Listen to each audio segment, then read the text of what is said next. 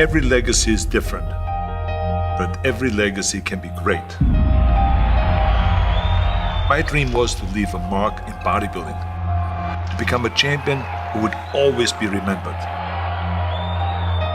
It took sweat, it took sacrifice and pain, but ultimately it led to triumph.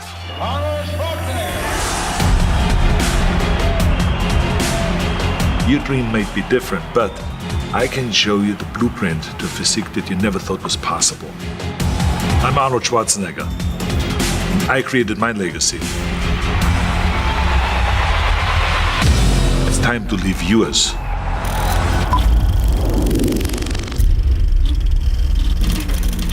The biggest name in competitive bodybuilding is Arnold Schwarzenegger, the current and defending champion of Mr. Olympia. 28 years old, 6'2", 240 pounds. Arnold has held the title for the past 5 consecutive years, in addition to being Mr. Universe 5 times. The most important thing is that you have a vision, that you have a goal. To have that vision that I want to be the greatest bodybuilder of all time, you have to have a goal. Now, it doesn't have to be that specific goal, but it has to have some goal. This is why I always recommend to people, sit down, take your time, and start thinking about why do you want to work out? And then it can be as crazy as it is. It could be, I want to impress girls. If that's your goal, so be it, but it motivates you. It could be that you're emulating a certain, bodybuilder. Have those pictures put all over the wall like I did when I was a kid, so that every day when I go to sleep, every day when I wake up, I look at those pictures and they motivate me. You need that motivation, and then therefore you have this kind of imprint in front of you all the time, and you know exactly what you're chasing. This is why I always smiled when I was in the gym. People always came up to me and says, why are you smiling? You're working out 5 hours a day. You're doing the same as the other guys, but the other guys have a sour face. They're pissed off that they have to do another rep or another set or something. I looked forward to. Why? Because I knew that every rep that I did and every set that I did and more weights that I lifted, I get one step closer to turning that vision into reality. It's getting closer and closer. Incredible satisfaction. I remember that when I weighed 245 pounds, and Bob Raferson, the director of Stay Hungry, said to me that I'm interested in having you in a movie. And then he said, but I don't want you to weigh more than 210 pounds. So I said to him, well, it's funny you come to me and you want me to be in a movie, but I'm weighing 245, 246. But he demanded that. And he says, look, it's very simple. On the day we start shooting, he says, I'm going to put you on a scale. And if you don't make the 210, you're out. I worked on it. I started visualizing myself very clearly as a lean athlete, because that's the only way I could lose that weight and all of a sudden get interested in running more. Because up until that point, I ran like 3 miles after training or before training or whatever. But now all of a sudden it was 5 miles, 6 miles, 7 miles, 8 miles in order to lose the weight. And I did everything with high reps. And I was watching my diet, what I eat and all those kind of things. And the day before, with Bob Raferson, he says, let's step on the scale. And I stepped on the scale and I weighed 209. So it just shows to you what is possible if you visualize exactly what you want to look like. So it can go one way, which is that you can lose weight and get trim and get slim and everything, get the abs out and all this. Or you go the other way and you gain weight because you see yourself big and you see yourself as a winner of a Mr. Olympia or something like that. I knew all along that it doesn't matter if I go down to 200 or to 160 pounds. Because if I make my mind up, it doesn't matter how much weight it is. This is definitely the hardest part for people, is to stay on a diet. But do you believe it maybe that the part of the reason why they can't stay on their diet is because their vision isn't in check or their why isn't right? I mean, because that all ties together. You said it didn't matter to you because you were eating what you needed to eat for your goal. But how do we tell them to kind of have that same mindset as it, so how can we help them be better when they're watching this and they're saying, as soon as I'm going to download the blueprint and I'm going to change and I'm going to transform myself? Well, to me, is what are you more hungry for? Am I more hungry to be Mr. Olympia?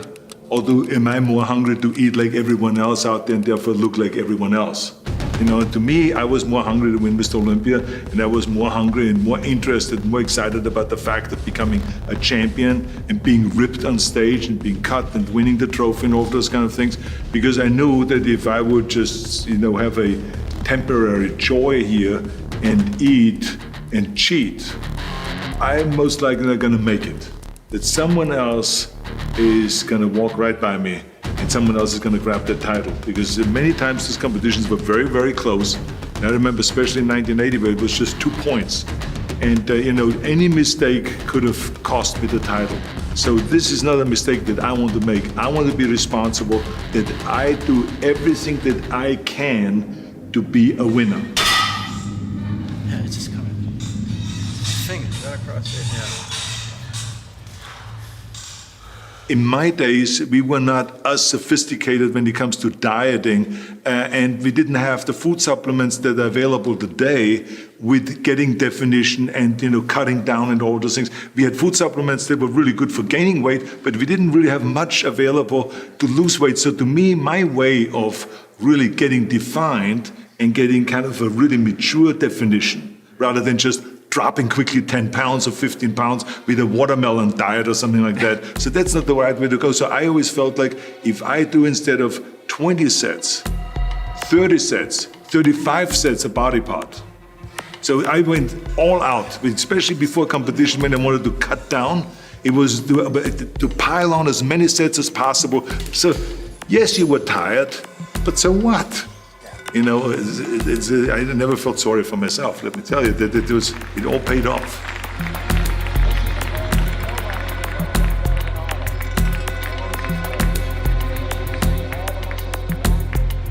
Well, for me, the most important thing always is to have a deadline.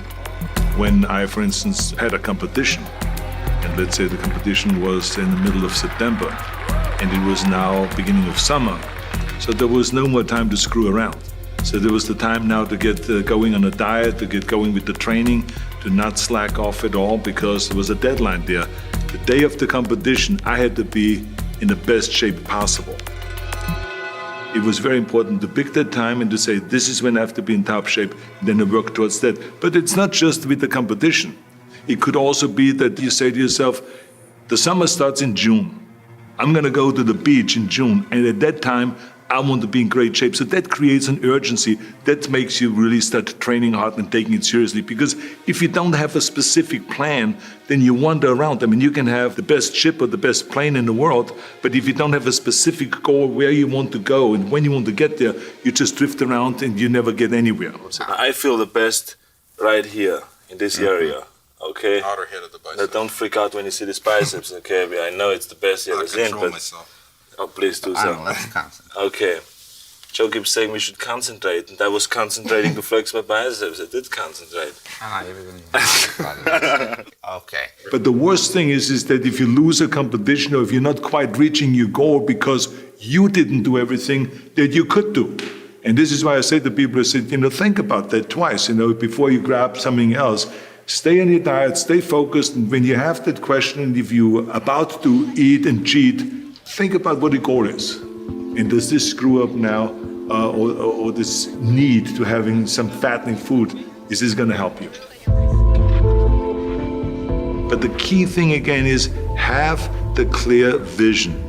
Because then you never go to the gym and you say, today I feel down a little bit, I don't know what it is all about, I don't know my life, I'm confused. No, because that means that you haven't even set up your training partner. The training partner was always responsible to challenge you at all times. So that was the thing. Kind of in a fun way, but I mean, there was challenge there so that you don't slack off, so you don't give yourself a break. Franco Colombo, who was my training partner, was responsible if I just blinked, that he said, well, let's pump up the day. The day I challenge you to a bench press competition. Let's see if you can beat a 180-pound little guy. Let's see, and he would know how to push the buttons because that's what the responsibility of a training partner is. So whenever people say, how can you be successful in bodybuilding or in lifting or in sports or in this, that, I always believe 100% in a training partner. We had a habit of after we trained at Gold's Gym that we would go and all go and have lunch together. but we would watch each other. Yes, people would have steak and a hamburger patty and all this, but if someone had the bread with a hamburger patty, we would bust them right then and there. So if we were helping each other. Again, this is the responsibility, I think, of a training partner, that you help each other, even though you may compete against each other. You're known for being one of the most intense individuals in the gym. Did that fire just click on when you walked in the gym every day, or did it take a few sets to get to that point, or were you ready to rock as soon as you walked in the door? Because I was so enthusiastic about achieving my vision and winning one championship after the next, there was always excitement and enthusiasm there. So when I went into the gym, I put my gym bag down and I immediately attacked the weights. Right away, warm-up set, then the next weight up, boom, boom, all the way to the top until you just can't do it. And supersetting, everything was always supersetting, and 3 pumped sets and 4 sets in a row, 5 sets in a row. So it changed on what exercise we did. One of the things that you made popular was the supersets and tri-setting, and surprisingly enough, there's a lot of kids in the gym nowadays that don't even do those things. So what makes the difference in the workout when you add those variables? I mean, it makes the pump completely different, correct? Well, it makes the pump completely different, but it also the muscle responds differently if you do a pushing exercise and a pulling exercise. Let's say, for instance, with bench press and with chin-ups. So it worked much better when we did a set of bench press, and immediately after that went to the chin-up bar and did a set of chin-ups. You get more definition and muscle separation by doing that. So it really worked well. And sometimes we even not just did a superset, but we did 3-4 sets. Because remember, the body doesn't really respond to the same thing over and over. Right? You got to always give it the extra punch. So I think supersets and triple sets and quadruple sets and all of those kind of things create that kind of extra fire in the muscle. Talk about when somebody's training, what should they be thinking about when they're working that muscle, how they should be squeezing, and should they be paying more attention than they probably are? I think the biggest mistake is that you go to the gym and you go through the motion, but you don't really have your mind inside the muscle. So when you do a bicep curl, I can't just stand there like this. Yeah, you can. I've seen the guys training with me also 4 hours a day, 5 hours a day. But they look like shit. And why did they look like shit? Is because they didn't concentrate. They did the same exercise, but they stood like this and then they looked sideways. Kind of like they were bored. Because they didn't even know why they were training. That they were not inside the bicep. I tell you, you got to be inside the muscle. So this is the difference. So this is why when I see guys texting, they're not serious. This is Mickey Mouse stuff, you know? You train or you don't. You know, it's like in Germany we say, wenn schon, denn schon. If you do something, then do it. Go all out. You don't think it has anything to do with the mind? Because I think if my mind is right and if I can meditate myself into a real good pump, I get it. And if my mind is flowing away somewhere else and, you know, on some other subject, then I just don't get a pump. Everyone has a problem with time. But the day has 24 hours and we sleep 6. Now, I know there's some out there that say, whoa, I need 8. Well, I say just sleep a little faster. Because the bottom line is we have 24 hours are available, 6 hours of sleep, so you have 18 hours now available to your work, your family, your hobbies, and also to learn something new. Or you say, I'm gonna go and reshape my body. So you're gonna go and take this hour out of your schedule and say, I'm gonna train an hour every day. So this is, for most people, a huge challenge, but it is totally doable, I can tell them, because the kind of things that I did when I came to this country. I mean, I went to school, I was working in construction, I was working out my 5 hours a day. I was taking acting classes from 8 o'clock at night to 12 midnight. I was doing all of those things. I wanted to make sure that I don't waste one single hour.